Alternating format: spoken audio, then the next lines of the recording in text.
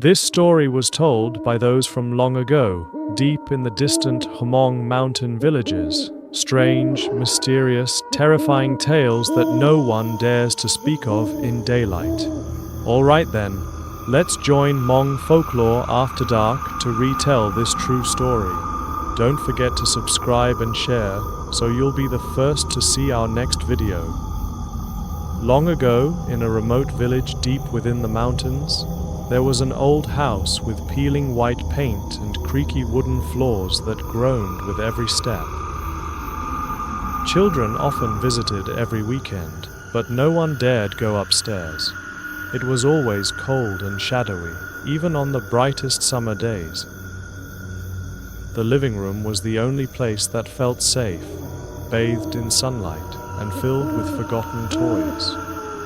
One afternoon, while everyone was playing, a little girl suddenly claimed her toy car had moved on its own.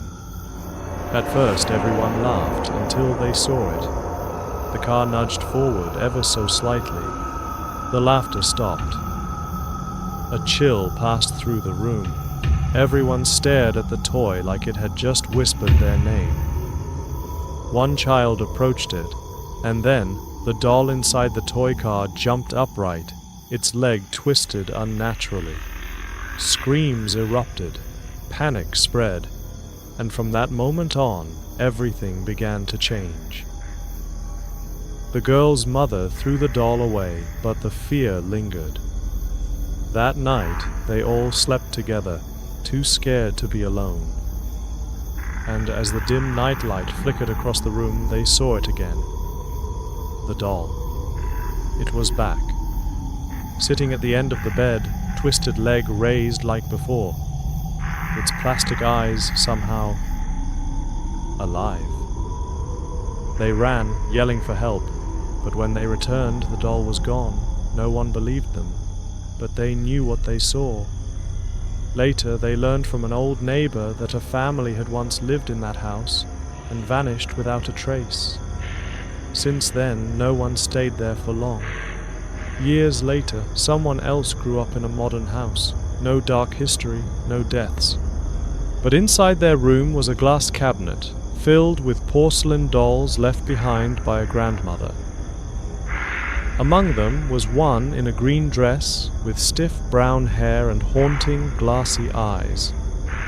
It didn't just look real. It felt real. Its gaze followed you, always. Then the light started flickering. The room grew cold, but only on one side.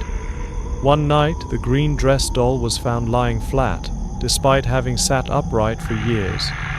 Soon others noticed too.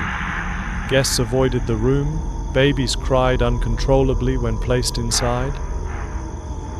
Then came the tapping sounds. Soft at first, then louder. The doll's head began to tilt. Its hand would press against the glass. The feeling of being watched became unbearable. The owner began recording everything: dates, changes, whispers. One night the lights went out, the room turned freezing cold, and a whisper echoed, "Mine." The cabinet, once blocked and covered, had somehow been uncovered.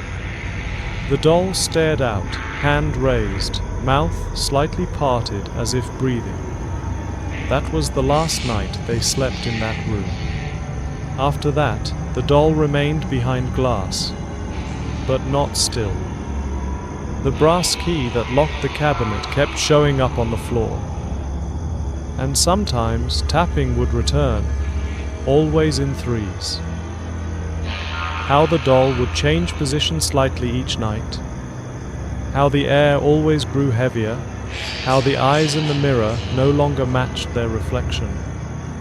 Friends reported dreams of the doll crawling into the bed at night. Years later, the narrator returns to the old house. Now covered in vines and broken windows, it still exudes fear. From one shattered window, something small with a twisted leg shifts behind the curtain. The narrator tries to burn the doll. It won't catch fire. They throw it in the river. But days later, it's back on their porch, and each time it's sitting in a different position. In desperation, they return to the ruins of the original house. They place the doll inside, in front of a broken window. As they leave, they look back, and the doll has turned. Its plastic mouth slightly open, its eyes locked onto them, as if saying, "We're not finished." If you're still listening now, remember, not all ghost stories come with screams and shadows. Sometimes they come with silence, with a smile made of porcelain. And if an old toy keeps returning, maybe it never truly left. Hmong Folklore After Dark. What was once forgotten always finds its way back.